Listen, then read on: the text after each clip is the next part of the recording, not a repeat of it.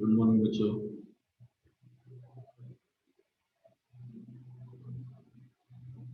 Mohammad Shahzad, Ayush Gupta.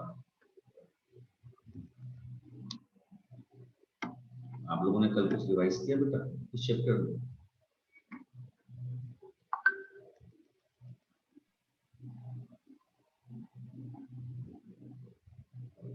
Yesterday भी जो discuss किया था वो था बायोट्स वर्ड्स, है ना?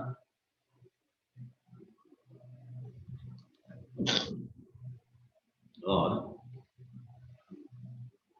बायोट्स वर्ड लॉ से I'll give you the idea of Bayes-Edwards law.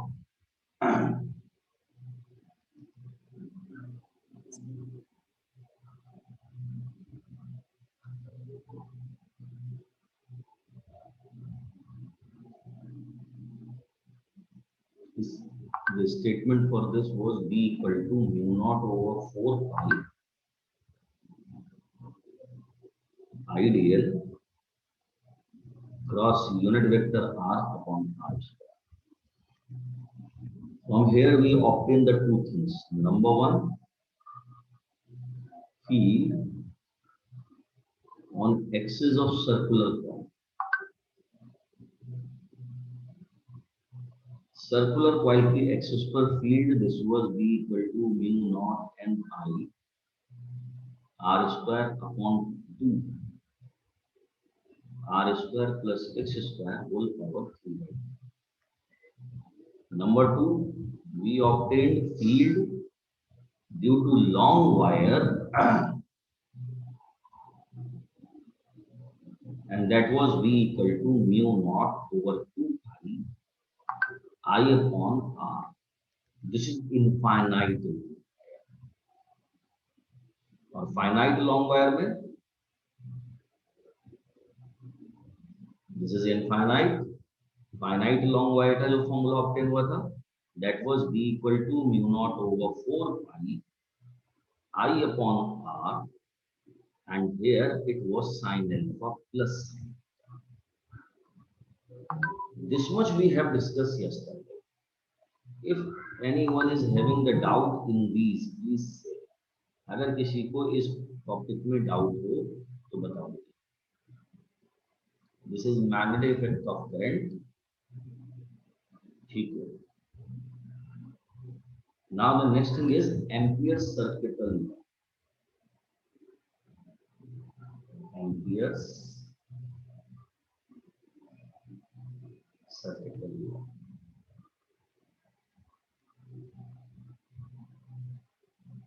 Like ना Gauss theorem. Gauss theorem क्या होता था?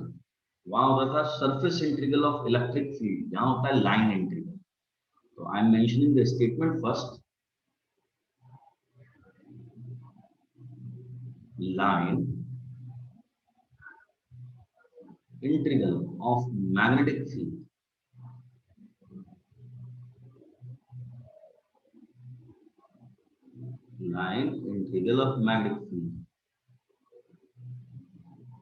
due to any closed loop, due to any wire,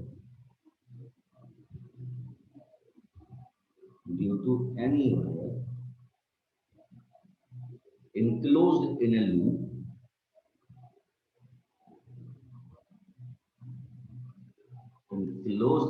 loop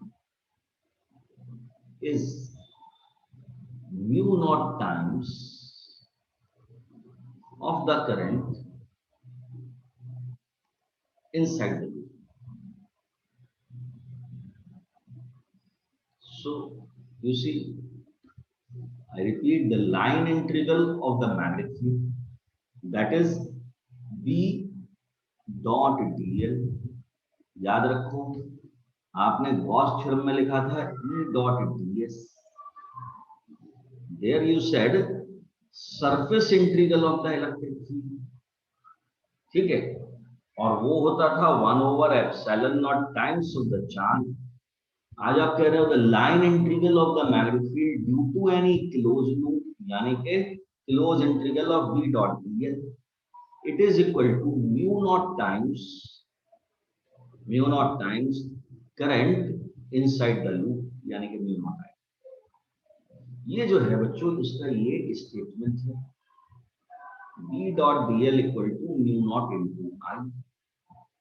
अगर मैं इसको ऐसे ही एक विजुलाइज करूं, मान लीजिए थोड़ा सा एक्सप्लेनेशन के लिए, मान लीजिए आपके पास में ये एक लूप है इमेजिनरी, वहां पर आप गॉसन सरफेस मानते थे, यहां आप जो इमेजिनरी लूप होगा उसका नाम रखोगे एम्पियरन लूप।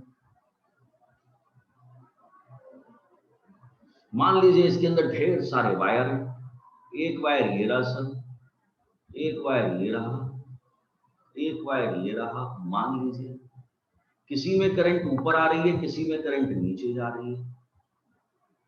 तो ध्यान रखिए कि जो करंट नीचे की तरफ जाती हैं वो नेगेटिव हो जाएंगी और जो ऊपर की तरफ जा रही हैं वो पॉजिटिव हो जाएंगी, या फिर जो नीचे जा रही हैं उन्हें पॉजिटिव कर देंगे और जो ऊपर जा रही है उसे नेगेटिव कर देंगे। करंट केवल वही कंसिडरेशन में आएगी जो लूप के अंदर होगी। जिस तरह से गॉस थ्योरम में चार्ज वही कंसिडरेशन में आता था जो गॉसन सरफेस के अंदर लाई करता था। तो हेयर यू में से मान लीजिए एक वायर यहां पर है जिसमें करंट I5 है या I4 है, तो आप अगर इस जगह पर एम्पियर सर्कुलर लूप लिखेंगे तो B dot DL this will be equal to mu naught I1 plus I3 minus I, या तो ये लिखिए आप, और अदरवाइज क्या लिख सकते हैं, close integral of B dot DL equal to mu naught, यू में से this is I2 sorry plus I3 sorry minus I3 minus I1। आप इस तरह से स्टेटमेंट को लिख सकते हैं। तो ऊपर जाने वाली करंट को पॉजिटिव मान लीजिए और नीचे जाने वाली करंट को क्या कर दीजिए, नेगेटिव कर दीजिए। ये जो है ये एम्पियर सर्किटल लॉ का स्टेटमेंट है। वंस यू पीपल में सी इट, चेक कर लीजिए। मोहम्मद शहजर बात समझ में आ गई?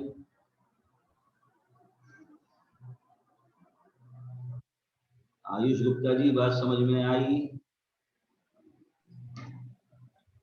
हमने क्या स्टेटमेंट कहा कि the line integral of the magnetic field that is B dot DL, B dot DL is equal to the mu naught times of the current enclosed in the loop।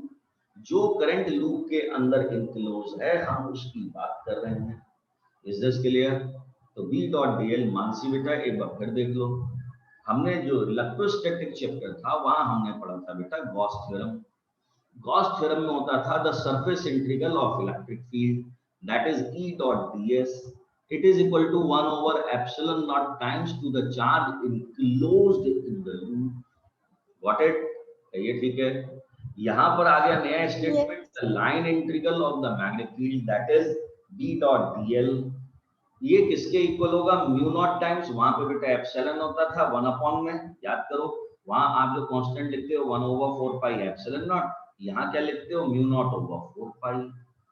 ठीक, तो बात वही है। तो म्यू नॉट, वहां charge stationery था तो इसलिए क्यू की बात करी, यहाँ पे चार्ज फ्लोइंग में है इसलिए आई की बात करी।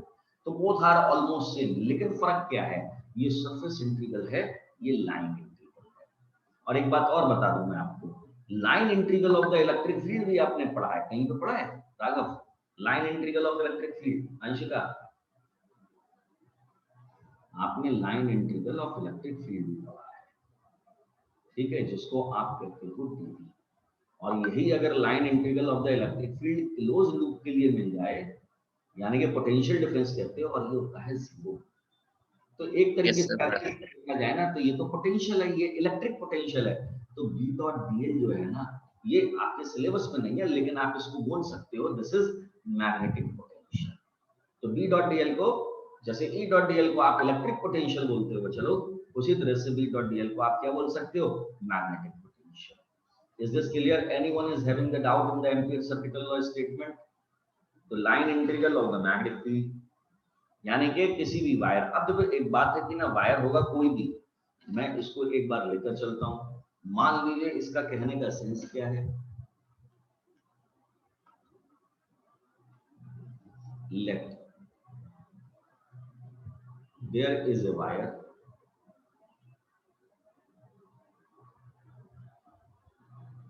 infinite long having current I ampere. हमने मान लिया कि यहां पर एक वायर है जिसमें करंट है I एम्पियर, ठीक है। अब हमें इसके लिए एम्पियर सर्किट लॉ मानना है, ठीक है। To find out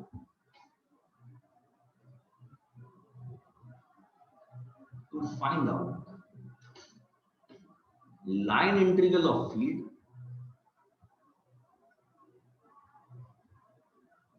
line integral of field के लिए हमने माना इसके चारों तरफ एक imaginary loop,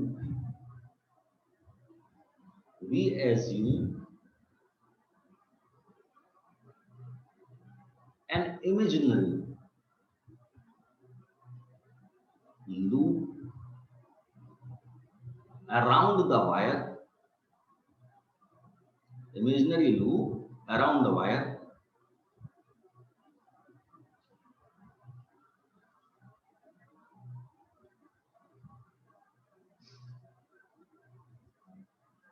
this loop is known as, इस लूप को हम क्या कहते हैं, एम्पियरन लूप। ये कहलाएगा Amperian loop. Got it? Clear? Let radius of loop is,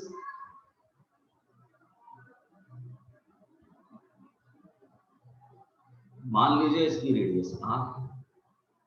अब अगर आप इस जगह पर फील्ड की डायरेक्शन कैलकुलेट करेंगे तो राइट हैंड ग्रिप लॉ से आपको वैसे पता चलेगा कि जो फील्ड है ना वो इनवर्ड एक्ट कर रहा है, बी, ये जो बी है ये इनवर्ड एक्ट कर रहा है।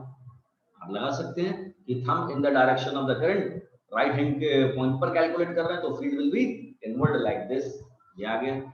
इस जगह पर एक छोटा सा एलिमेंट मान लीजिए, ध्यान रखिएगा बायोट-सावर्ट्स लॉ में जो डीएल था वो कंडक्टर पे आता था। बायोट-सावर्ट्स लॉ ये जो था, अगर मैं इसके लिए शेप बनाऊं तो यहाँ पे डीएल जो होता था ना वो करंट के साथ में होता था और उस करंट की वजह से फील्ड कैलकुलेट होता था। ध्यान रखना दोनों में डिफरेंस है। यहाँ क्या है, जो डीएल है वो फील्ड के साथ है, यानी कि वहां का डीएल और यहाँ का डीएल अलग है। वहां पर डीएल जो आपने एज्यूम किया वो कंडक्टर की लेंथ पे लेके चले, और यहाँ जो डीएल आप एज्यूम कर रहे हो वो आप कहाँ एज्यूम कर रहे हो, वो आप मैग्नेटिक फील्ड लाइन पर कर रहे हो। ये डीएल आ गया।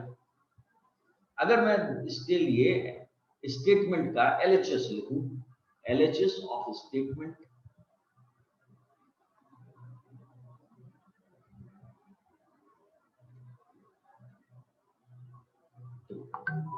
Close integral of B dot DL, check कीजिएगा, क्लोज इंटीग्रल बी डीएल, ये हो गया cos 0 क्योंकि दोनों की डायरेक्शन सेम जा रही है, ठीक है। But from Biot Savart's law,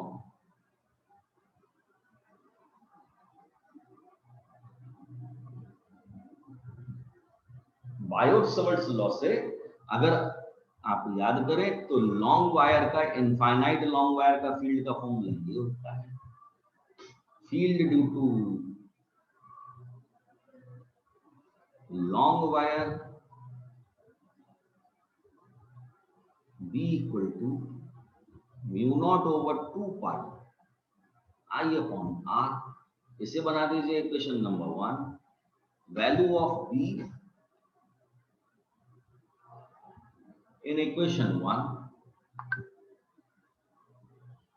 so close integral of B dot dl equal to close integral of B के बदले mu naught over 2 pi I upon R into dl। ये सारी क्वांटिटी कांस्टेंट है तो ये हो जाएगा मेरे बच्चों mu naught over 2 pi I upon R close integral of dl। But close integral of dl का मतलब क्या हो गया, लेंथ का इंटीग्रल करना। लेंथ का इंटीग्रल करते हो तो बच्चों क्या मिलता है, circumference. 2 pi r, so this is mu naught over 2 pi I upon r into 2 pi r. 2 pi r से 2 pi r कैंसिल हो गया, तो you may say v dot dl equal to mu naught I. ये जो है ये ampere circuital law का proof है. This is the proof of ampere circuital law, लेकिन किसकी टर्म्स में? In terms of Biot-Savart's. ये जो आपने यूज किया ना बायोट-सावर्ट्स लॉ, ठीक. तो ये एम्पियर सर्किटल लॉ है. तो एम्पियर सर्किटल लॉ बिल्कुल जैसा कि गॉस थ्योरम था, ठीक है. तो बस गॉस थ्योरम में क्या होता है? Surface integral. यहाँ क्या होता है? Line integral. खैर, अब इसके एप्लीकेशंस आते हैं. ध्यान रखिएगा ये 3 मार्क के और 5 मार्क के बड़े इंपॉर्टेंट क्वेश्चंस हैं. Applications of Biot Savart's law. If anyone has to write it, Mansi बेटा नोट करना हो या थोड़ा सा और बता दूं तब नोट करेंगे, बताइए. To find strength of magnetic field due to long wire. ध्यान रखिएगा, अब magnetic field due to long wire calculate कर रहे हैं, लेकिन without Biot Savart's law. Biot Savart's law क्या करता है? वायर के छोटे छोटे पार्ट करता है. यहाँ पर इसको हम प्रूव करेंगे विदाउट बायोट-सावर्ट्स लॉ. कैसे करेंगे देखिए. बड़ा आसान सा, इसका रिवर्स जाना होगा. Let there is a wire of infinite length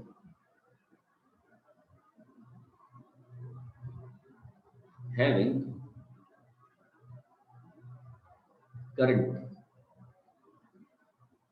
of I ampere. ठीक है. Around the wire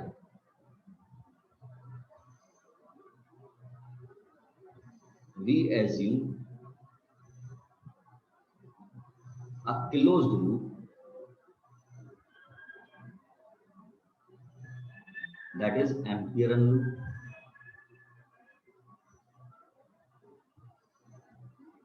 Of radius r,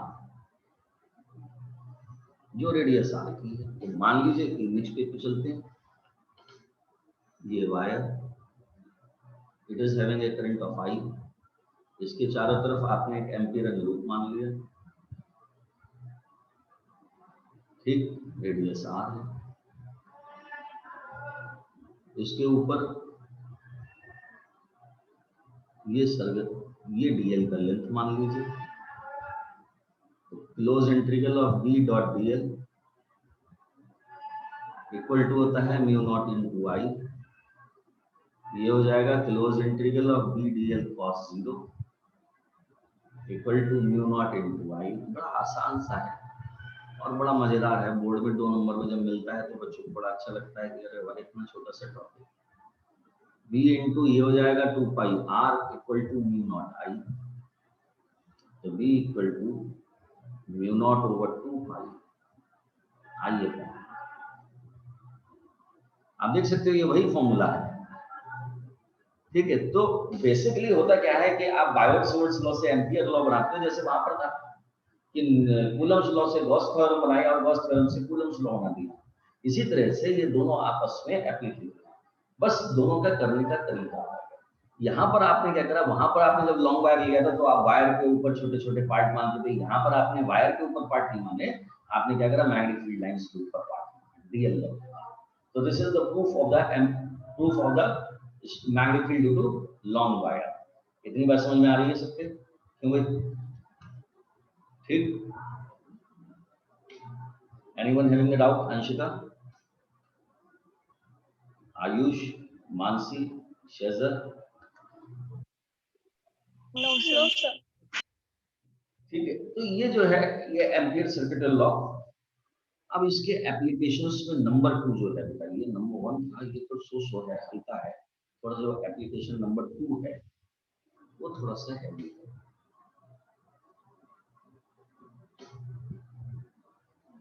second application, और ये है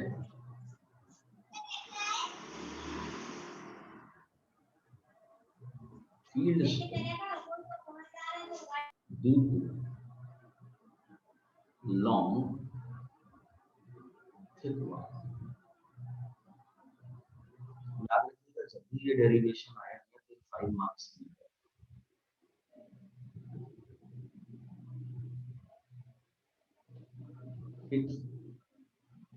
थिक वायर है तो इसके लिए आप मानकर चलोगे late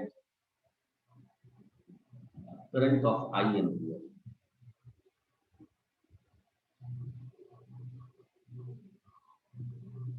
is uniform distributed in whole interior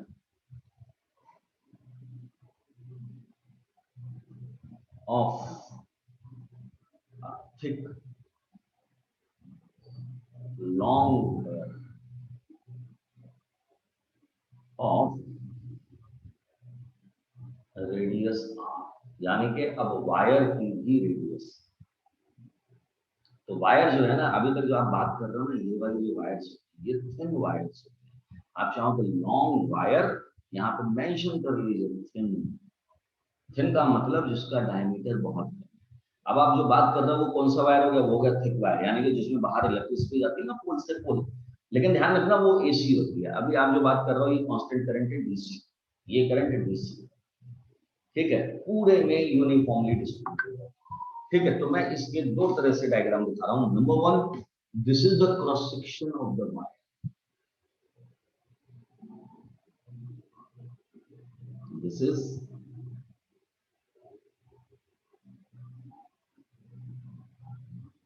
cross section, ये इसका सेंटर है O, ये इसकी रेडियस है और करंट पूरे में है, ठीक, ये क्रॉस सेक्शन है। अगर मैं इसका साइड व्यू दिखाऊं तो ये वायर है और ये इनफाइनाइट इन्फिनिटी तक है, ये इसकी रेडियस है, ठीक, ये इसकी एक्सिस बनेगी। आपसे कहा जाएगा कि इस वायर के थ्रू फील्ड कैलकुलेट करो। अब सीधी सी बात है, जो फील्ड कैलकुलेट होगी इसकी जब रेडियस फाइनाइट है तो अब फील्ड इनसाइड भी होगा, सरफेस पे भी होगा, आउटसाइड भी होगा, जैसे गॉस थ्योरम में था, ठीक। तो current uniform, so current on per unit area,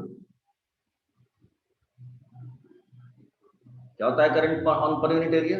current intensity, that is current intensity.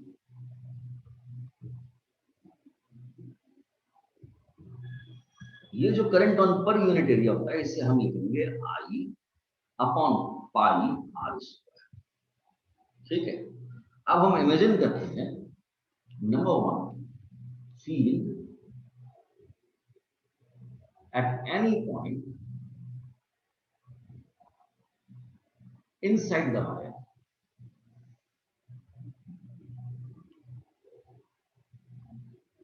Field at any point inside the wire, यानी कि क्रॉस सेक्शन जो थी, ये क्रॉस सेक्शन है, इसमें मैंने पॉइंट बी यहां मान लिया जिसकी डिस्टेंस स्मॉल r, ठीक है, that is at point P which is at a lesser distance than the radius, जो कि रेडियस के कंपैरिजन में लेस डिस्टेंस पर। अब इस सिचुएशन में हम करेंगे क्या, यहां पर एक क्लोज लूप मानेंगे, और वो क्लोज लूप क्या होगी, वो क्लोज लूप रिप्रेजेंट करेगी एम्पियरन लूप। तो जिस तरह से गॉस थ्योरम में आप मानते थे कि इसके अंदर कितना चार्ज इनक्लोज हो गया, अब आप यहां पर क्या करोगे, कैलकुलेट करोगे the current enclosed in the loop, इसका नाम रखोगे एम्पियरन लूप, ये हो जाएगा एम्पियरन लूप। तो current enclosed we assume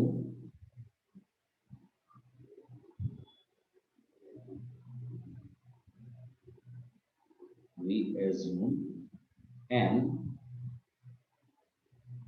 Amperian loop of radius r lesser than r inside the wire passing from required position point P.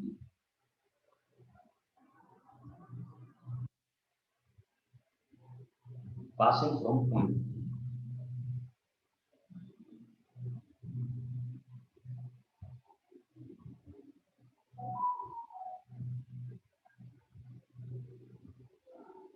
Passing from point P. So, current enclosed in Amperian loop. Amperian loop में current enclosed होगा, तो IE मतलब enclosed current,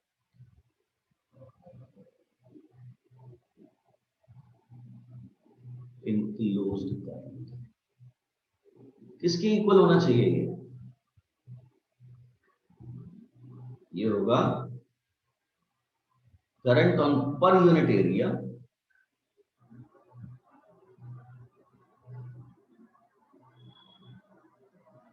into area of Amperian loop,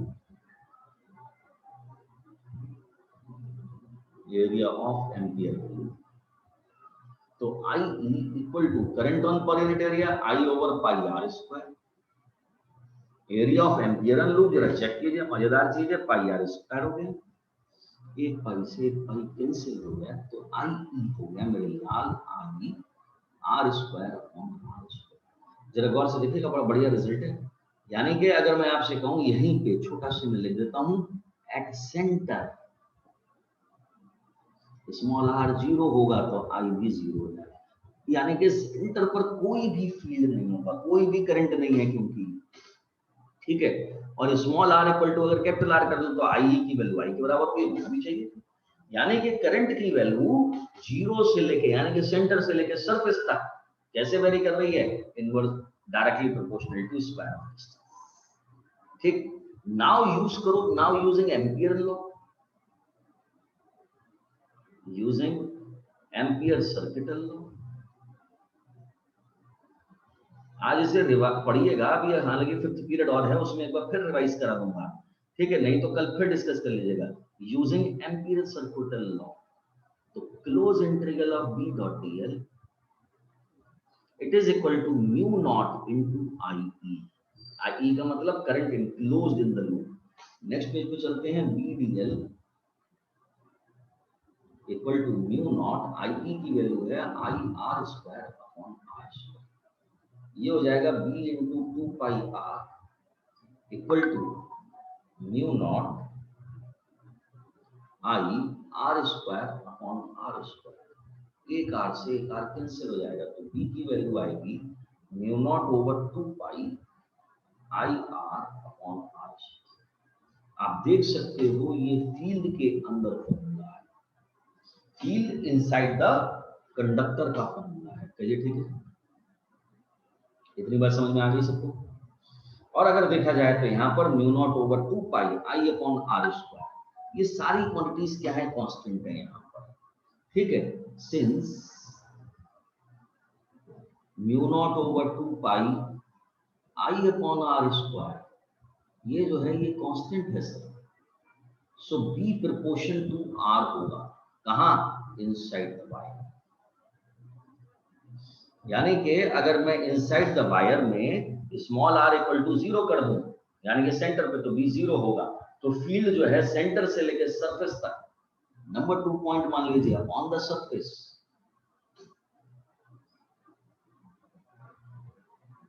अगर हम surface की suppose करेंगे बात,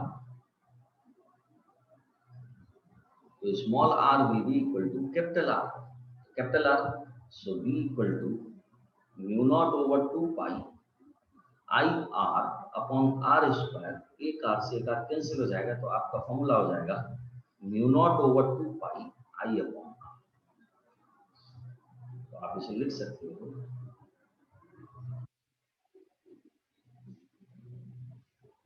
ये जो फॉर्मूला आ गया ये सरफेस के लिए आ गया। अब अगर मान लीजिए number 3 for any point outside, outside के किसी पॉइंट के लिए, तो आउटसाइड का कौन सा पॉइंट, यानी कि आउटसाइड का पॉइंट यहां पे भाई यहां पे, तो मैं डायग्राम को अलग पेज पे बना रहा हूं। आउटसाइड एनी पॉइंट, मान लीजिए दिस इज द वायर,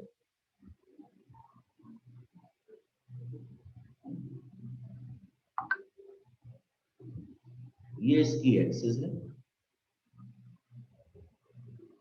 और आप इसके चारों तरफ जो लूप बना रहे हो वो लूप ये है।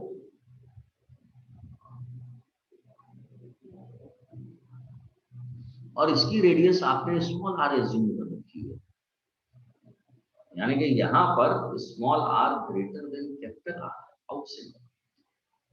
तो this is your Amperian loop,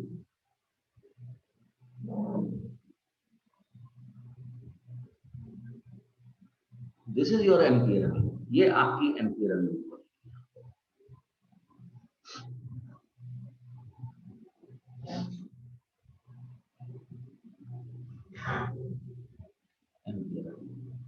ठीक, अब अगर इसके लिए फील्ड फाइंड आउट करना है,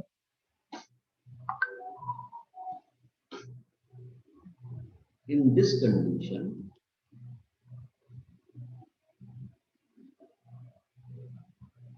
current enclosed the loop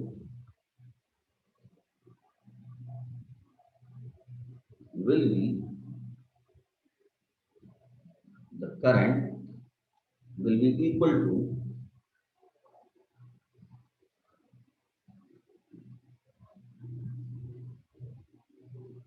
current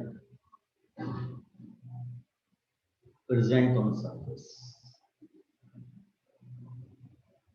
वो करंट जो सरफेस पे प्रेजेंट है, और सरफेस पे जो करंट प्रेजेंट है that is,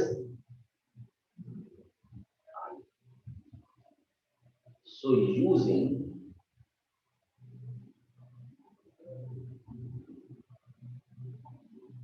Ampere circular law,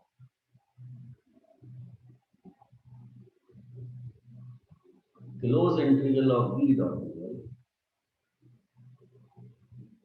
it is equal to mu naught total current। आप चाहें तो डायरेक्ट लिख दीजिए, नहीं तो एक स्टेप बना दीजिए, V dl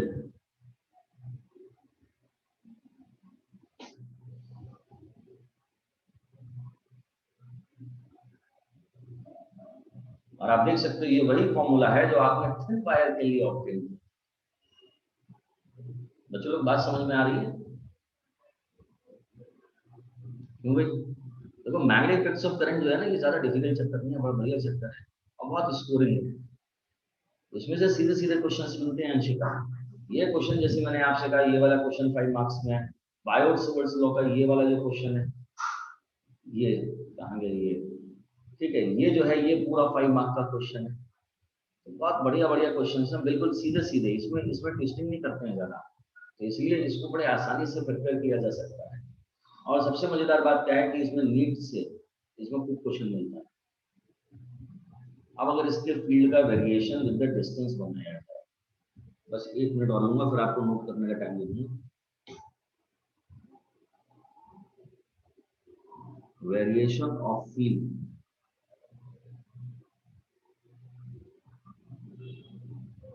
विद डिस्टेंस,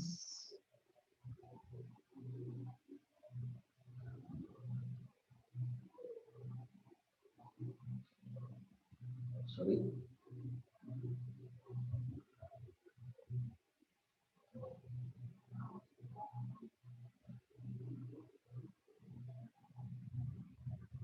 ये सेंटर है, मान लीजिए ये कंडक्टर की क्रॉस सेक्शन,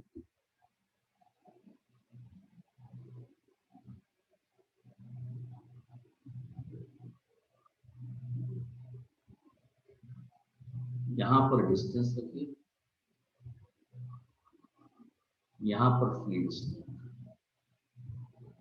अब जो फील्ड है वो सेंटर से लेके ये इनसाइड है, और मैंने आपसे इनसाइड कहा था बी प्रोपोर्शन टू आर, तो सेंटर से लेके सरफेस तक फील्ड प्रोपोर्शन में इंक्रीज करेगा। ये जो आएगा फील्ड ये सरफेस पर आएगा, दिस इज फील्ड एक्स सरफेस बी सरफेस, और उसके बाद में आउटसाइड, ये आउटसाइड है, आउटसाइड में फील्ड जरा गौर से देख लीजिए, बी इनवर्स ऑफ आर, यानी कि फील्ड क्या करेगा, डिके करेगा, ठीक है, ये इसका ग्राफ।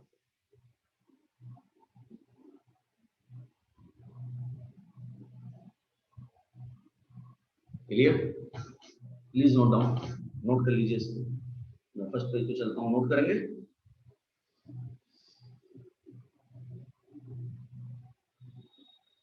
फर्स्ट पेज में तो खैर जनरल इंट्रोडक्शन है, मानसी बेटा नोट करेंगे आप इसे। Raghav, yes sir. प्लीज यहाँ से नोट कर लीजिए।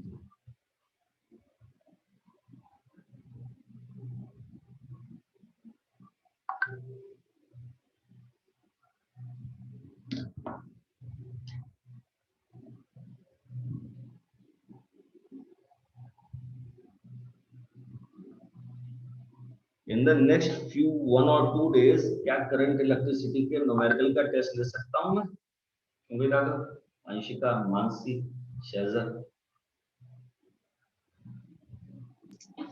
Okay sir. है ना, एक छोटा ऐसा है ना, टेस्ट होते रहते हैं ना तो बढ़िया रहता है। केवल आप आंसर लिखकर भेजिएगा मुझे, जो आपकी गलतियां होंगी मैं उस पर थोड़ा सा वर्कआउट कर लूंगा, ताकि वो गलतियां एग्जाम में रिपीट ना हो, ठीक है। संडे को मैं आपको 5 क्वेश्चंस करंट इलेक्ट्रिसिटी के दूंगा।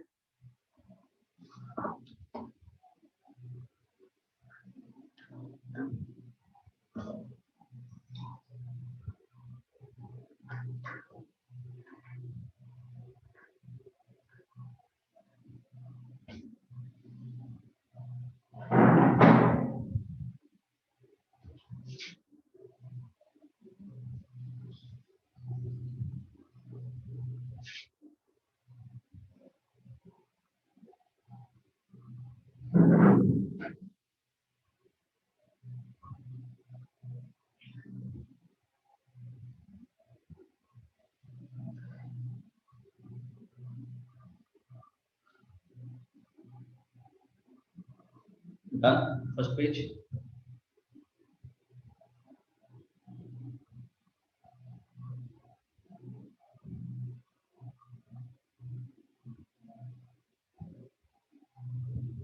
First page हो गया बेटा? Yes sir, done. Please. Second page. This is page number, in fact, is third.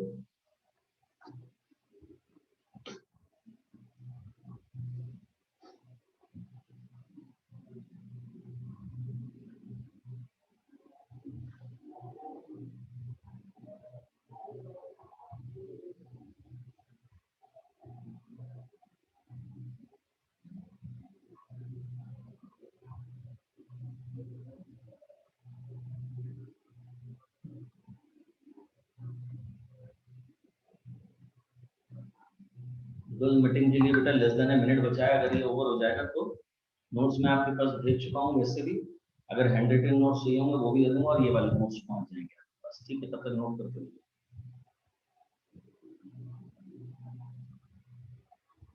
Okay. Next page.